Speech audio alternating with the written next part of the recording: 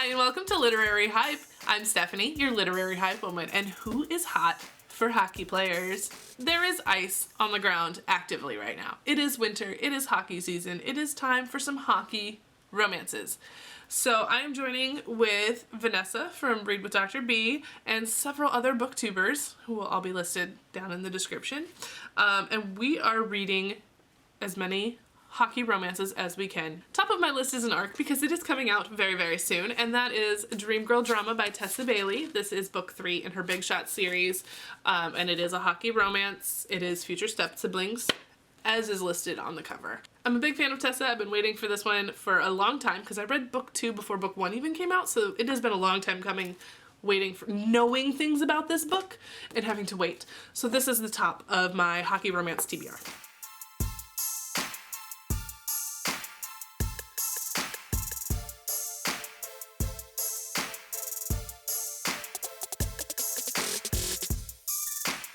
So I've now finished Dream Girl Drama by Tessa Bailey. So Dream Girl Drama, it follows Sig. So he is BFFs with Sir Savage from book 2 in the Big Shot series.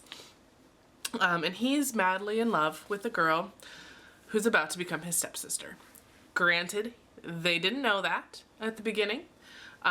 His car broke down by a country club and he went into this country club and met her and they hung out, and then they were like, oh crap, I'm supposed to be places. And it turned out both of them were supposed to be at the same place because it was their parents introducing them and telling them that they were getting married. So then, and like she's rich and hoity-toity, so it's a, if you do this, it will ruin her place in society, so don't do this.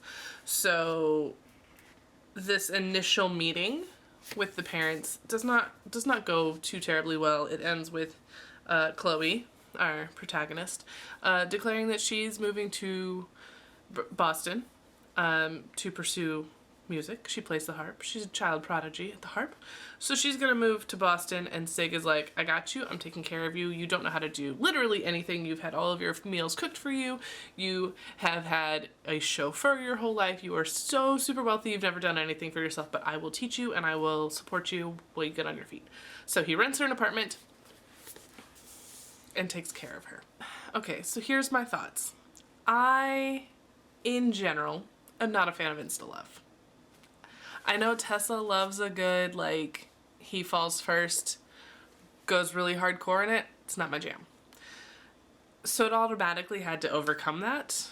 I don't know how I feel about the whole future step siblings thing because A, they're not related. They're adults. They're not living in the same house or growing up as siblings. So I don't really get why it's that big of a deal. I don't know. Was it Tessa Bailey spicy? Absolutely. It was Tessa Bailey spicy. Very, very spicy. Lots of dirty talk. Even though they keep things pretty above board for the most part for the majority of the book. But also they kept bringing up the step siblings thing, so it kind of made it weird. So I don't know. I don't know how I feel about it. Best part of this book is, I'm not going to say much about it because it does happen toward the end, but there is a challenge between some baseball players and some hockey players that gets a little cray-cray, and it's pretty funny. So I really enjoyed that. So I'm giving this one 3.5 stars, which hurts me because I love Tessa so much, and this just, like, Fangirl Down was so freaking good. So that set a whole new standard, and then these other two are, they're okay. I enjoyed them. They're just a little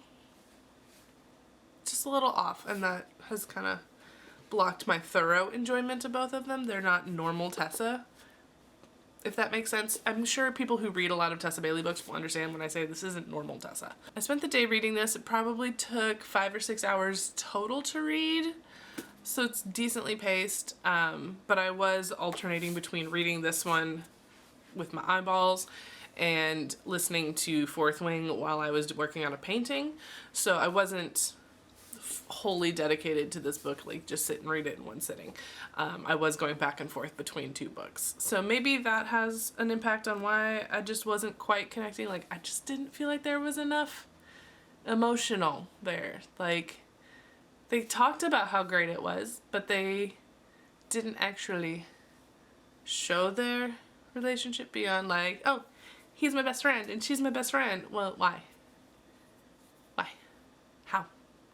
I don't know. I just wanted more from it. So that's my thoughts on Dream Girl Drama by Tessa Bailey. I do have a couple other hockey books that I'm hoping to get to. I think my next one is going to be Pucked by Helena Hunting, assuming I can get to it. I do have a couple other things I need to read first for interviews / moderating author events / hosting parties for Onyx Storm, and you know I have to read Onyx Storm like the second it comes out.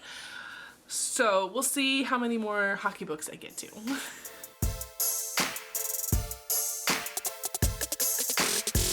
It's a snow day in St. Louis, so I am taking this opportunity to read some more of the hockey romances, which is the perfect time.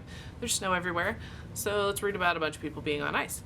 It seems like a logical conclusion, so I'm very happy that the store is closed, so I can spend some time reading more hockey romance. I'll be starting with Elle Kennedy's The Deal, which I don't really know much about the storyline other than it is college hockey, and that there is a spin-off series, which I have the first one of that as well, that is based on this couple. So I'm going in kind of blind, which I kind of prefer to do. That's just me. So yeah, let's dive into The Deal.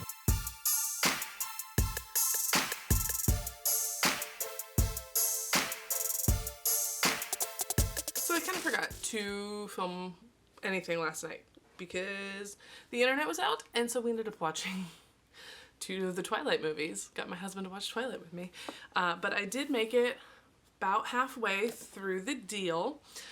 So this is about a girl named Hannah who's trying to get a scholarship in a singing thing, but she's got this crush on a football player.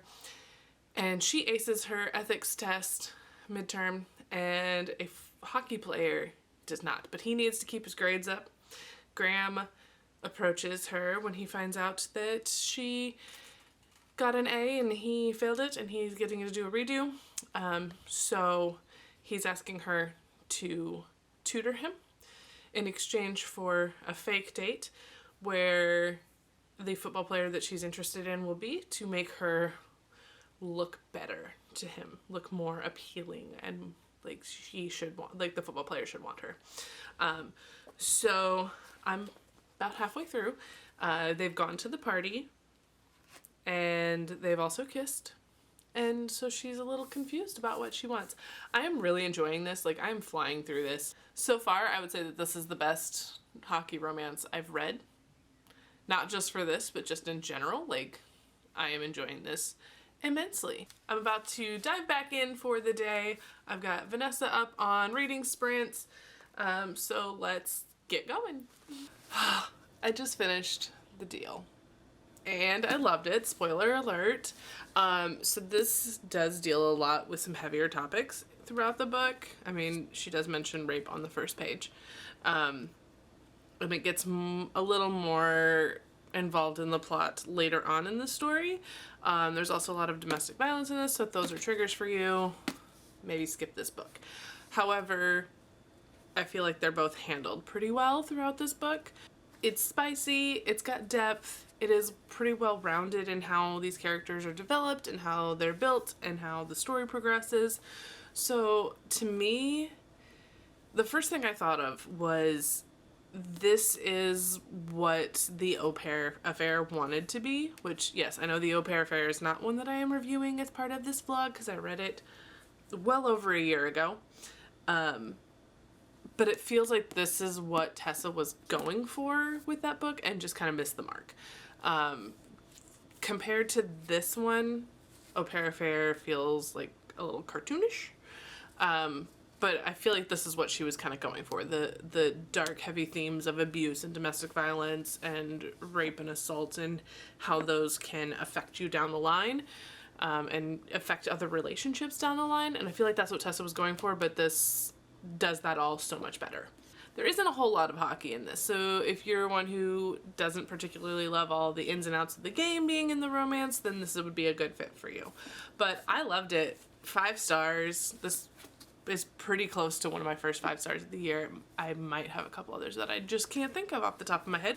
I'm very eager to start on the next one, but I might try to squeak in Icebreakers first. We'll see how things play out. Carrying on with the series, we'll have to wait a little bit at least, but I do want to continue with this. This was really good.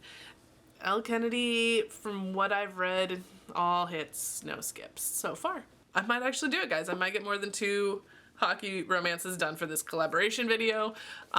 I'm currently reading Icebreaker. While I have the physical book, I'm listening to it in audio because I've had to be driving around a lot over the last couple days. So that has been very helpful to, while I'm driving home from a meetup or going out grocery shopping, being able to listen to the book and get stuff done. Because my TBR is slowly crushing me. I'm fine. Everything's fine. So Icebreaker is about a figure skater named Staijah and a hockey player named Nathan, and they are at the same school. She's getting ready for a big competition, and he's the team captain for the hockey team, and something goes wrong that forces them to share an ice rink. And she's very sassy, and so one thing leads to another. A sassy comment leads to some things happening. She is a pairs ice skater, and her pair partner, Aaron, is kind of a pain in the butt, and by kind of a pain in the butt, I mean he's awful, and I just want to punch him. I want to reach into the book and punch him and tell him to stop weight shaming her and like let her eat, because she's an athlete and she needs to eat, so shut up, bro. If you can't lift an extra pound, then that's you being a weakling, and you need to go to the gym. But I have feelings. It's fine. Everything's fine. So I'm currently at 44% through the audiobook because I listened to a lot while I was driving. I had a lot of errands to run yesterday, so I was running around a lot. I am enjoying it for the most part.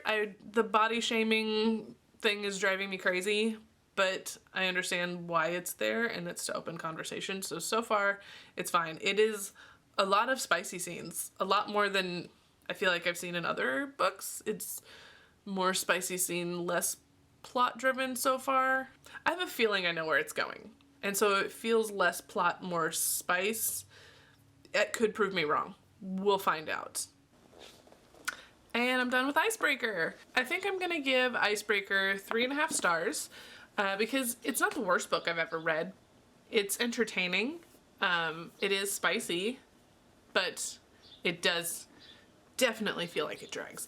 I probably would have cut 50, maybe 100 pages out of this and made the story stronger, because it does feel like just nothing happens. It's so slowly paced, and the characters don't really develop a whole ton in that time. It's also pretty predictable on the path toward the ending, so I feel like cutting a good chunk of this and like the extraneous material that didn't really need to be there, or some of the spicy scenes that are just there to be spicy scenes, would have made this a stronger story. The epilogue wasn't my favorite thing either, because of one major thing that happens, which A, is a trope that I just don't care for, and B, it was something she had talked about not really being excited about the whole time. So for it to happen, maybe that's an attempt at calling it growth. I don't know, but it wasn't my favorite thing. So 3.5 stars for Icebreaker. Thanks so much for joining me for my hockey romance reading vlog. If you'd like to get your hands on any of these books, the links to do so are going to be down in the description for you, so make sure you check those out. And let me know what you think. Have you read any of these books? Did you like them? Are there hockey romances that you think are better than these that I should probably check out?